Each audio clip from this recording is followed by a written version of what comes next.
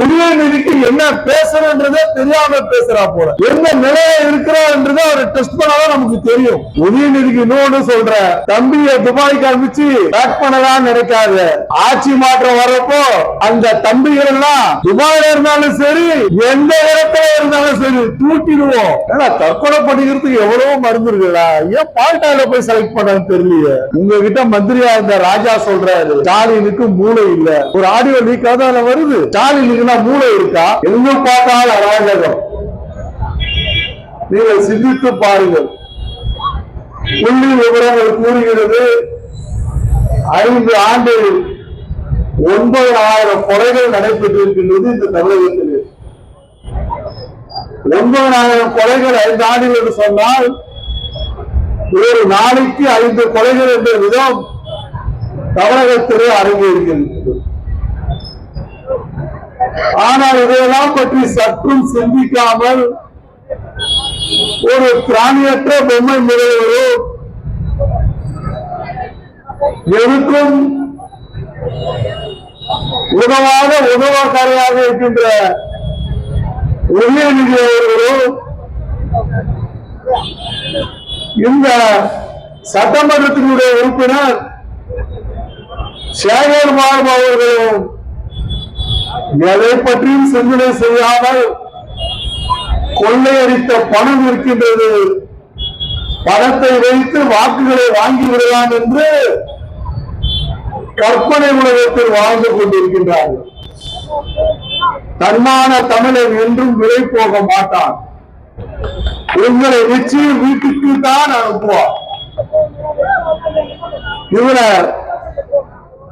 அந்த உதயநிதி பேசுற பேச்சை கேட்டா நமக்கு எல்லாம் ரத்தம் பெருகுது.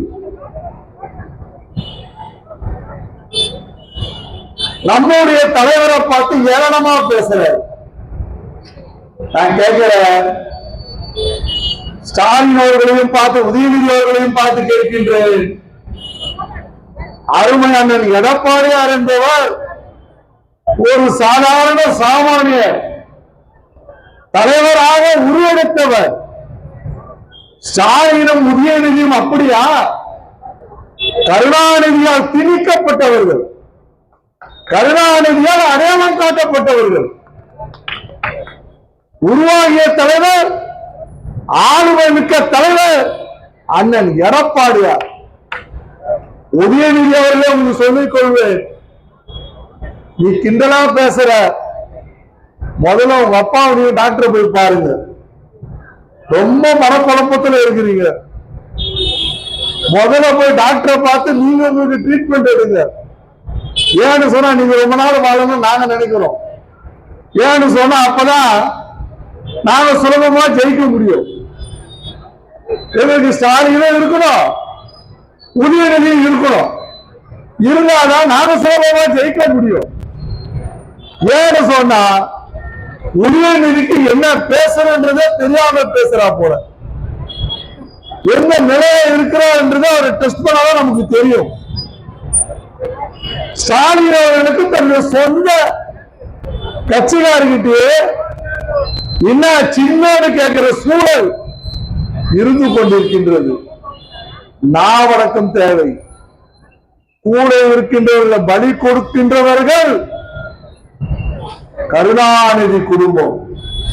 அண்ணா நகர் ரமேஷ், சாதிக் பாஷா கதையை நாங்கள் பேச ஆரம்பித்தால் உங்களால் தெருவில் நடமாட முடியாது. ஸ்டாலின் அவர்களே, உதயநிதி அவர்களே, எழுதி வைத்துக் கொள்ளுங்கள். உங்களோட சேர்த்து இந்த சேகர் பாபுவையும் சேர்த்து 3 பேரும் சிறைக்குதான் செல்ல போகின்றீர்கள். இது நடக்க போவது நிச்சயம். உதயநிதிக்கு இன்னொன்னு சொல்ற, தம்பியை துபாய்க்கு அனுப்பிச்சு பேக் பண்ணதான் நினைக்காத. ஆட்சி மாற்றம் வரப்போ அந்த தம்பிகள் எல்லாம் துபாயில இருந்தாலும் சரி, எந்த இடத்துல இருந்தாலும் சரி தூக்கிடுவோம். தம்பிகள் கொடுக்கின்ற வாக்கு மூலம் உங்களை நிச்சயம் வாழ்நாள் முழுவதும் சிறைச்சாலையிலே கம்பி என்ன வைக்கும். நான் அடக்கத்தோடு பேசு. என்ன ஏதோ வானத்துல இருந்து முடிச்சா மாதிரி. உங்களுக்கு தான் வெட்கமான சூடு சொரணை இல்ல. உங்க அப்பா சொன்னாரு, பத்திரிகை பேட்டியில கேக்குறாங்க, உங்க மகனை நீங்க கூட்டு வருகிற அரசுக்குன்னா நான் நிச்சயம் செய்ய மாட்டேன். மானஸ்தர் பேட்டி கொடுக்கிறார், நான் நிச்சயம் செய்ய மாட்டேன். என்னை தவிர என் குடும்பத்திலிருந்து என் மகனா இருந்தாலும் சரி, என் மருமகனா இருந்தாலும் சரி, யாரும் அரசியலில் வரமாட்டார்கள் என்று சொல்லி இன்று கூச்சமே இல்லாமல் மக்களிடத்திலே கொண்டு போய் அந்த உதவத்திற்கு உதவாக்கரைக்கு துணை முதல்வர் என்று நீ அடையாளம் காட்டுகிறேன் சொன்னால், ஒன்னை விட சூடு சோதனையற்ற ஒரு தலைவன் தமிழகத்தில் வாழ்ந்ததில்லை. அதே உதயநிதி பத்திரிகையாளர் கேட்கிறாங்க, எனவே நீங்க அரசியல் வந்து பொறுப்பு போயிருக்காங்க. ஐயோ நான் இப்பதான் வரேன், அதனால எனக்கு வந்து அரசியல் எந்த பொறுப்பு எனக்கு நான் வாங்கிக்க மாட்டேன் அப்படின்னு சொல்லிட்டு இன்னைக்கு பாத்தீங்கன்னா ஒரு முன்னாள் அமைச்சர் காந்தி செல்வன் 74 வயது காலில் விழுந்து கும்புறார். அதே மோடிஜி காலில் யாரு விழுந்தாலும் பதிலுக்கு அவரு காலில் விழுந்து காட்டுறார். ஆனா இந்த 50 வயசு இந்த உதயநிதி அதுக்கு பேரு பால்டாய் பாய் தான். பால்டாய் பாய் அது என்னவோ தெரியல, பால்டாய் சொன்னா பாவம் வருது. ஏன்னா தற்கொலை பண்ணிக்கிறதுக்கு எவ்வளவோ மருந்து இருக்குல்ல, ஏன் பால்டாயில போய் செலக்ட் பண்ணான்னு தெரியலையே. அதனால உங்களுக்கு தான் மன அழுத்தமும் மன வியாதியும் அதிகமாக இருக்கின்றது. தயவு செய்து நல்ல மருத்துவரை காணுங்கள். ஏற்கனவே பாருங்க, கட்சிக்குள்ளே குழப்பம். ராஜா சொல்றாரு, நான் சொல்லல, உங்ககிட்ட மந்திரியா இருந்த ராஜா சொல்றாரு ஸ்டாலினுக்கு மூளை இல்ல. ஒரு ஆடியோ லீக் அதுல வருது. ஸ்டாலினுக்குன்னா மூளை இருக்கா? அவர் என்ன ஒரு தலைவரான அண்ணன் எடப்பாடி கேட்கவில்லை, அண்ணன் எடப்பாடி சொல்லவில்லை. உங்களுடைய நிர்வாகியாக இருக்கின்ற ராஜா சொல்கின்றார் ஸ்டாலினுக்கு மூளை இல்லை என்று ராஜா சொல்கிறார் என்று சொன்னார். எங்கே வாழ்ந்து கொண்டிருக்கின்றீர்கள் என்பதை உணர்ந்து கொள்ளுங்கள். எங்களுடைய தலைவர் ஆளுமை மிக்க தலைவர், ஒரு சாமானிய, ஒரு விவசாயி, ஒரு கிளை செயலாளராக இருந்து உழைப்பின் மூலமாக படிப்படியாக வந்தவர். முதல் தேர்தலிலே அம்மாவுடைய சின்னமான சுயேட்சை சின்னம் தான் அது.